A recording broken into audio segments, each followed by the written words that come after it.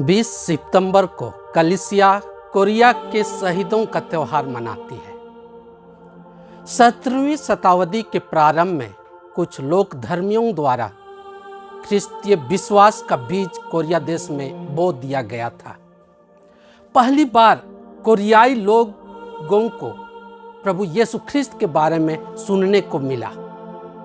करीब 200 वर्षों तक लोक धर्मियों का दल पूरे जोश, उमंग, उत्साह, दृढ़ता के साथ ख्रिस्तीय विश्वास का प्रचार प्रसार करते रहे।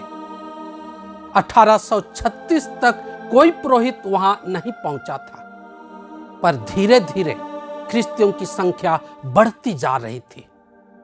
पहली बार 1836 ईस्वी में कुछ फ्रांसीसी मिशनरी चोरी छिपे कोरिया में प्रवेश किए और वहां के ख्रिस्तीय विश्वासियों को उनके विश्वास में दृढ़ता प्रदान करने लगे। उस समय कोरिया के अधिकारियों को यह मंजूर नहीं था कि ख्रिस्तीय धर्म वहां फले फूले। अतः 1839, 1846 और 1867 ईस्वी में घोर धर्म सतावट हुई। ख्रिस्तियों को ख्रिस्तीयता छोड़ने के लिए मजबूर किया गया। घोर यातनाएं दी गई, पर वे झुके नहीं और अपने रक्त द्वारा विश्वास की गवाही दी। इनमें करीब 103 ख्रिस्तीय थे जो विश्वास छोड़ने के बदले शहीद होने को तैयार हो गए। इन्हीं में से संत अंद्रियस किम और संत पौलुस चोंग हसांग हैं, जिन्होंने ख्रिस्तीयता का प्रचार और विश्वासियों के मनोबल को बढ़ाने में विशेष भूमिका निभाई।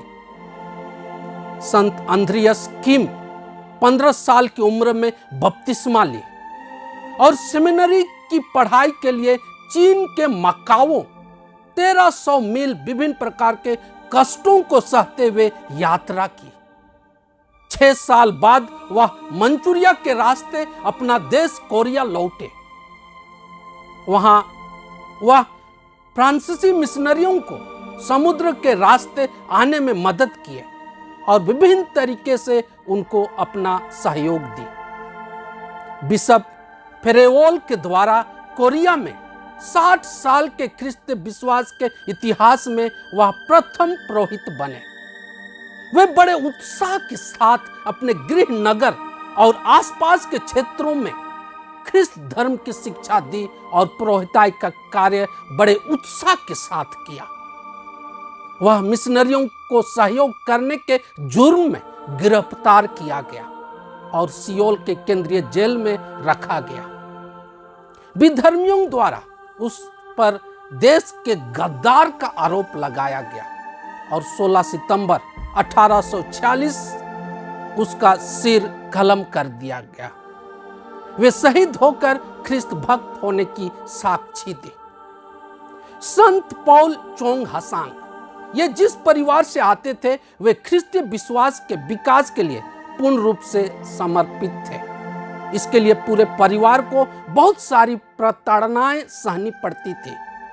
उनकी सारी संपत्ति जब्त कर ली गई थी। इसके बावजूद पूरे परिवार ख्रिस्तीय विश्वास से विचलित नहीं हुए।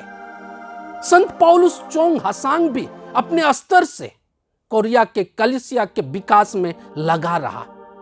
ये मिशनरियों को कोरिया ले जाने के क्रम में कई बार चीन की यात्रा की। ये मिशनरियों के साथ रहे और उनको धर्म प्रचार प्रसार में खुलकर हर संभव मदद और सेवा दी। मिशनरियों के सहयोग करने और ख्रिस्तीय धर्म के प्रचार प्रसार करने के आरोप में सपरिवार गिरफ्तार किए गए और 22 सितंबर 1839 ईस्वी को सियोल के बाहर मौत के घाट उतार दिए गए। संत पौलुस चोंग हसांग को कोरिया में कलीसिया के पुनरुद्धार और विकास में एक प्रमुख व्यक्ति माना गया। वे गंभीर कठिनाइयों और प्रताड़ना के बावजूद अपने विश्वास से विचलित नहीं हुए और दूसरों के विश्वास में दृढ़ होने का ज्वलंत उदाहरण बन गए। 1984 ईस्वी में संत पिता यूहन्ना पौलुस द्वितीय कोरिया का दौरा किए और इसी समय 1839 से 1867 के बीच जो ख्रिस्त विश्वासी वहां शहीद हो गए उनको संत घोषित किए। उन शहीदों में संत अंद्रियस किम, संत पौलुस चोंग हसांग, 99 कोरियाई लोकधर्मी और 3 फ्रांसीसी मिशनरी थे। इस प्रकार चिर विस्मरणीय पुण्य आत्माओं ने कोरिया की ख्रिस्तीयता धर्मविहीन भूमि में कैथोलिक कलीसिया को जन्म दिया। ये शहीद कलीसिया की आधारशिला बन गए। तब से अब तक कैथोलिक कलीसिया कोरिया में फूलती फलती आगे बढ़ रही है।